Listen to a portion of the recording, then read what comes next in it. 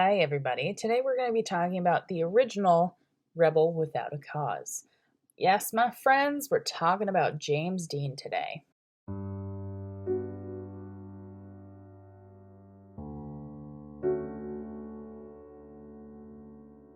Hey, everybody, what's up, and welcome back. If you're new here, I'm Liz, and today we're going to be talking about James Byron Dean, or James Dean, as he's known. Very little change with his name, but I wanted to cover him first because tomorrow's video kind of ties in with his. And the reason I'm doing this first is because the image he had is very similar to tomorrow's true crime case or death. So, James Byron Dean was an American actor. He was very well known because he was a cultural icon. He was that bad boy, that handsome bad boy that every girl wanted because look at him with his beautiful blonde hair and his very smug look where you always saw him with a leather jacket and a cigarette, in a white tee and some nice blue jeans. Every woman's fantasy, I guess. So, anywho, James Byron Dean was born on February 8th of 1931. He was born in Marion, Indiana, and he was the only child of Mildred Marie Wilson and Winton Dean. He claimed when he was alive from a young age that his mother was partly Native American and that his father belonged to a line of early settlers that could be traced back to the Mayflower. Now, 6 years after his father left farming to become a dental tech, this is when they moved to Santa Monica, California. He enrolled in the Brentwood Public School District, which is the neighboring town to LA. He then transferred to McKinley Elementary School, soon after moving there. The family spent several years there, and by all accounts, James was very close to his mom, very close to his mom. She was the only person that could really understand him because of how close they were. Now, unfortunately, in 1938, she was suddenly had stomach pain, and she quickly began to lose weight. Now, she ultimately died of uterine cancer when James was about 9 years old. And because his father couldn't take care of him, because at this time, fathers are not allowed to take care of your children. I mean, James was a boy, it would have kind of been okay, but it was still a big no-no at this time. So his father then sent him to live with his aunt and uncle, Hortense and Marcus Winslow, at their farm in Fairmont, Indiana. This is where he was raised in a Quaker household. Quakers are just an older sect of Christianity that came to the United States when the whole melting pot started. We'll just say this. So, Dean's father then went on to serve in World War II, and he would later remarry as well. So while he was growing up, Dean sought out the counsel of a local Methodist pastor, and he started a friendship with him. This was Reverend James D. Weird, who seemed very to have a formative influence on James, especially his interest of bullfighting, car racing, and theater. Now, according to Billy J. Harbin, who knew James Dean, he said that he actually had an intimate relationship with the pastor, and which began the senior year of high school and lasted for many years. Their alleged sexual relationship was also suggested in Paul Alexander's book that came out in 1994, which is called Boulevard of Broken Dreams: The Lifetimes and Legend of James Dean. In 2011, it was also reported that he once confided in Elizabeth Taylor that he was sexually abused by a minister approximately 2 years after his mom died, which would make sense because he was sent to live with his aunt and uncle. There's other reports about his life that suggest he was either sexually abused by D. Weird as a child or had a sexual relationship with him when he was late in his teen years. Anywho, he performed very well in school. He was a popular student. He did baseball and basketball. He was on varsity teams for both, and he wanted to study drama. He also was in public speaking through the Indiana High School Forensic Association as well. Now, after he graduated from the Fairmont High School in May of 1949, he ended up moving back to California, with his dog, Max, and he lived with his father and his stepmother. This is when he enrolled in Santa Monica College and majored in pre-law. He then transferred to UCLA after one semester and changed his major to drama. This ended up straining his relationship with his father. So he then pledged to Sigma Nu fraternity, but he was never initiated. And while he was at UCLA, he was picked from a group of 350 actors to portray Malcolm in the play Macbeth. Now, at that time specifically, he began acting in James Whitmore's workshop. Now, James Whitmore was also an American actor who had, he won Golden Globe, a Grammy, a Primetime Emmy, a Theater World Award, and a Tony, and he was very well known in Hollywood. In 1951, this is when James Dean drops out of UCLA to pursue a career as being an actor. So his first ever acting appearance was in a Pepsi commercial. And this is when he quit college to pursue his career. He was cast in his first speaking part as John, the beloved disciple in Hill Number 1, which was an Easter special that is about the resurrection of Jesus. He then worked at the Iverson Movie Ranch in Chatsworth, which is like an area in LA, during the production of this program, and of which there was a replica of the tomb that Jesus was in that was built on location at the ranch. And he helped do so. He also obtained 3 different walk-on roles. One was a soldier in Fixed Bayonets that came out in 1951, a boxing cornerman in Sailor Beware in 1952, and as just a youth in Has Anybody Seen My Gal, which came out in 1952 as well. Now, he struggled gaining different roles in Hollywood. He worked as a parking lot attendant for CBS Studios, and during which time this is when he meets Rogers Brackett, who was a radio director for an advertising agency. He then offers him help and guidance for his career, and as well as a place to stay, because James didn't really have a place to stay. So Brackett opens the doors for him and really helped him land his first role on Broadway in See the Jaguar. July 1951 is when he appears in Alias Jane Doe, which is also produced by Brackett. In October of 1951, following the encouragement of James Whitmore and the advice of his mentor, Brackett, Dean then moves to New York City. He works as a stunt tester for the game show Beat the Clock, but he was actually fired for allegedly performing the test too quickly, so he was too good at it.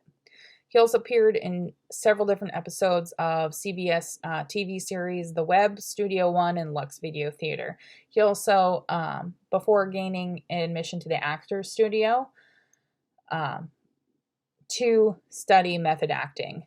So that all happened before he went to the Actors Studio, and this is under Lee Strasberg. Lee Strasberg also worked with Marilyn Monroe as well, as another prominent. She's also coming up this month, so just wait. So in 1952, he had his first non-speaking bit part in a movie called Deadline USA. This had Humphrey Bogart in it. So he was very proud of the accomplishments he had while he was before he was referred to the Actors Studio in 1952. And in a letter he wrote to his family, he said it was the greatest school of theater, and it had people like Marlon Brando and Julie Harris and Arthur Kennedy and Mildred Dunnock and Eli Wallach, and that very few get into it, and it was the best thing that could happen to him because he was the youngest there. It's there when he became close friends with Carol Baker, who was also another actress, of which he would star in a movie called Giant with. That came out in 1956. So his career started picking up, and he performed in other episodes in early 1950s TV shows. One was called Kraft Television Theater, Robert Montgomery Presents, The United States Steel Hour, Danger, and General Electric Theater.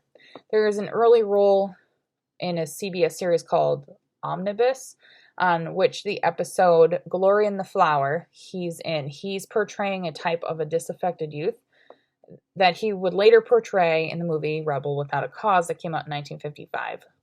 So in the summer of 1953, there's a program feature with the song Crazy Man Crazy, and it's one of the first dramatic TV programs that feature rock and roll. No, he received positive reviews for his role in The Immortalist, which was a book that came out in 1902. So they did a film adaptation, and he played Bakker, who was a pandering homosexual North African houseboy. Now, during the production of this is when he had an affair with Geraldine Page. Angelica Page said that their relationship, according to her mother, their affair went on for 3.5 months. And in many ways, my mother never really got over him. It was not unusual for me to go to the dressing room through the years, obviously many years after James was gone, and pictures of him were taped up on her mirror. Her mother never forgot about him.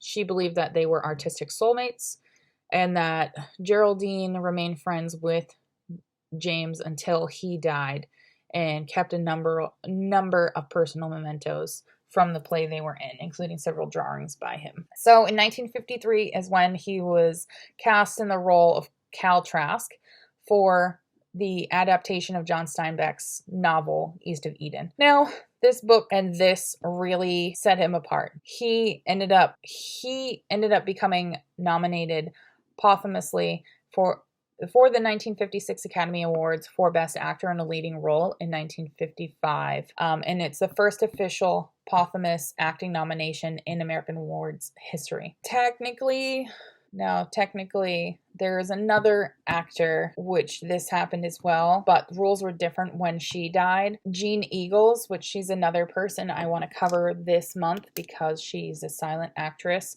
She died in 1929, and she was, at the time, she was actually the first person to be nominated posthumously, but because the rules for selection were different at the time when she died, which was in 1929, it kind of like she wasn't considered the first one. So East of Eden was the only film that starred him that was released in his lifetime. Everything else that he was in was released after he died. Rebel Without a Cause, he starred in with Natalie Wood, is another actor that I am definitely thinking about covering this month because her death is suspicious.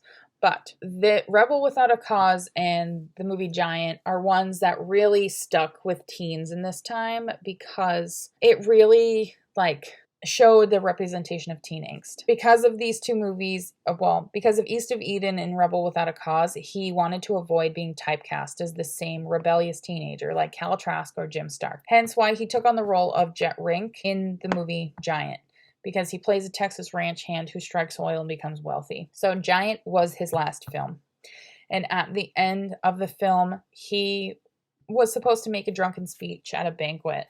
And this was nicknamed The Last Supper because it was the last scene before his absolutely sudden death. Like, nobody was expecting him to die.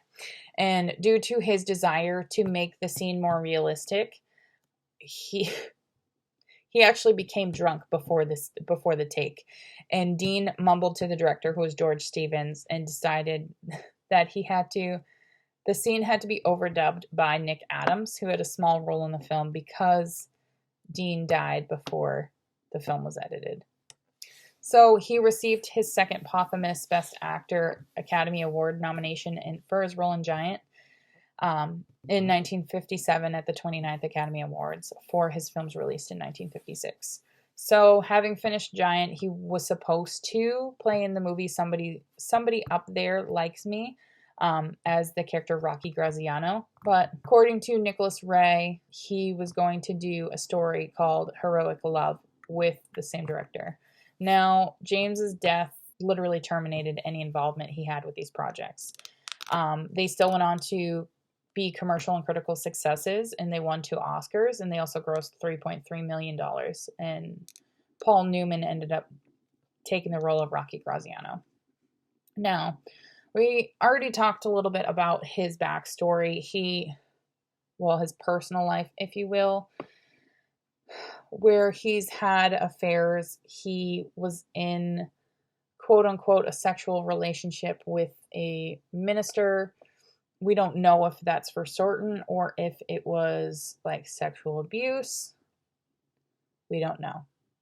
We don't know. He also had a fling with Liz Sheridan, who is another actress. She also wrote in her memoir, Dizzy and Jimmy, My Life with James Dean, a love story. That came out in 2000. Liz Sheridan plays Jerry's mom in Seinfeld, by the way. He also was with Barbara Glenn, they were introduced by Martin Landau. They dated for 2 years and they broke up and got back together. Their love letters were sold at an auction for $36,000 in 2011. He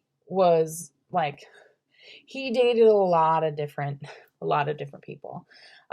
His best remembered romantic relationship was with Pierre Angeli, who was an Italian actress. Her real name is Anna Maria Pierangeli.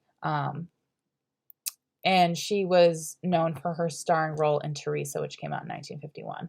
They were very on again, off again. And she said that they were like Romeo and Juliet, together and inseparable. Sometimes they were on the beach and they'd love to be with each other. And sometimes they just wanted to walk into the sea holding hands because they knew that they would always be together. It's very, very cute.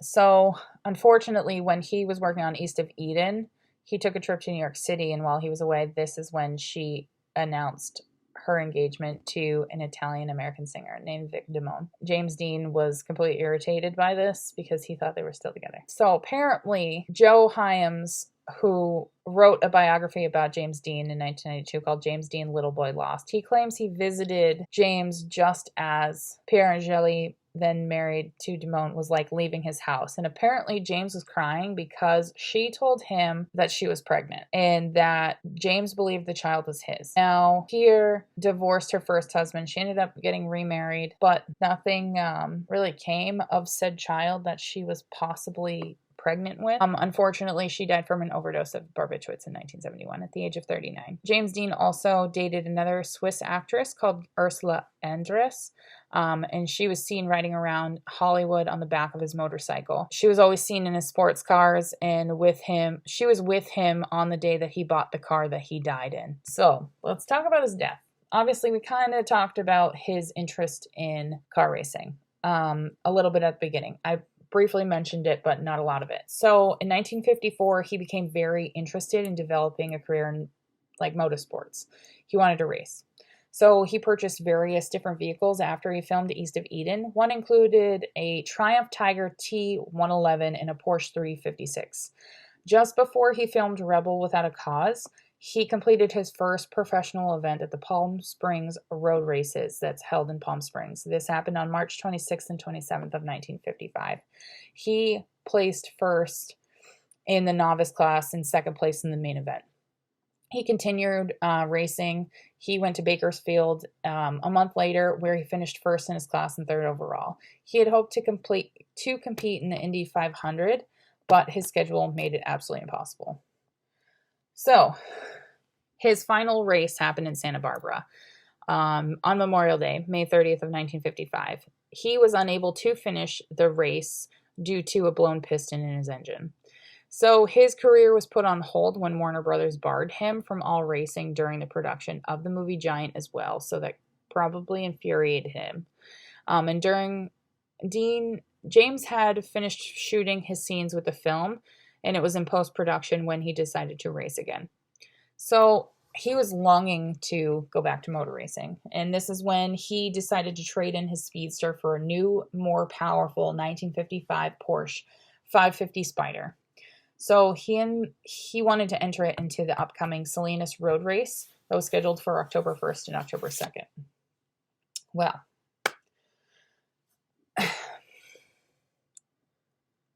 apparently, so Sanford Roth and Rolf Wolfrick, who was a German mechanic for the Porsche factory, who maintained Dean's Spider, or what he called the little bastard car, was with him on his way to a track on September 30th. And he also had Bill Hickman with him, who was a stunt coordinator. So Wolfrick encouraged Dean to drive the car from LA to Salinas to break it in. and he accompanied him in the Porsche. At around 3:30 p.m., this is when he is ticketed for speeding, as was Bill Hickman, who was following behind him in another car. So as the group was driving westbound on U.S. Route 466, which is currently the SR 46, near Colame, California, at approximately 5:45 p.m. This is when a 1950 Ford Tudor, driven by 23-year-old California Polytechnical student Donald Turnipseed, was traveling east. So Turnipseed made a left onto Highway 41, headed north toward Fresno, ahead of James Dean's Porsche. So James was unable to stop in time and slammed into the passenger side of the Ford Tudor, which resulted in James's car bouncing across the pavement onto the side of the highway. His passenger, which is Rolf Wutherick, was thrown from the Porsche while James was trapped inside of the car. He sustained numerous fatal injuries, including a broken neck. Turnipseed exited his car with minor injuries. So the accident was witnessed by a number of passerbys who stopped to help. James Dean's biographer, George Perry, wrote that a woman with nursing experience attended to him and detected a very weak pulse. But he wrote that the death appeared to be instantaneous. He was pronounced dead on arrival shortly after he arrived via ambulance at Paso Robles War Memorial Hospital at 6:20 p.m. So his death reached newspapers in the eastern United States very slowly. Details of his death spread rapidly via radio and TV. By October 2nd, his death had received such coverage from domestic to foreign media outlets. His funeral was held on October 8th of 1955 at the Fairmont Friends Church in Fairmont, Indiana. The coffin was closed to cover his injuries so nobody could see what happened. There was an estimated amount of about 600 people that attended his funeral. And there was another 2,400 outside while everything was in procession. He's buried at Park Cemetery in Fairmont, second road to the right of the main entrance, and he's up on a hill on the right, and he's facing the road. That way he can see, or his ghost can see who comes in. So there was an official inquest that was put in 3 days after his death by the council chambers of San Luis Obispo, where the sheriff coroner's jury delivered a verdict that he was entirely at fault due to speeding and that Turnipseed was innocent of any criminal act. However, according to an article released by the LA Times on October 1st of 2005, a former highway patrol officer who had been called to the scene, his name is Ron Nelson. There was contradicting reports that said that James was traveling at 90 miles per hour, stating that the wreckage and position of his body indicated that his speed at the time was more likely to be 55 miles per hour. There is also a James Dean monument that was placed at Shandon next to Highway 46, and it is still there to this day. So he forever will be known as Hollywood's bad boy, as one that unfortunately didn't get to see what his career would turn into because his life was tragically taken too fast and too quick. I mentioned in my next video, so his death and who he is as a person is very closely related to River Phoenix. River Phoenix is tomorrow's video that will be going live. These two for me go hand in hand because they are that bad boy tragic death that severely affected Hollywood in a way that no other death had before. I mean, that and their ages were similar. James Dean was 24 at the time of his death and River Phoenix was 23. So they were very young and it was accidental deaths. I feel that had he not died, as I feel with River Phoenix, Hollywood would have changed. James Dean was ranked as the 18th best male movie actor for Golden Age Hollywood's AFI's 100 Years, 100 Stars list. That rank happened in 1999, and he still is such an influential person. Even now, in now's time for Hollywood, he is still such an influential person. So I hope you guys enjoyed today's case of James Dean. And look out for tomorrow for River Phoenix, because these two, their deaths are something that hit home for everybody that were socially invested in all of them. But I hope you guys learned something new, and I'll see you guys tomorrow in a brand new video.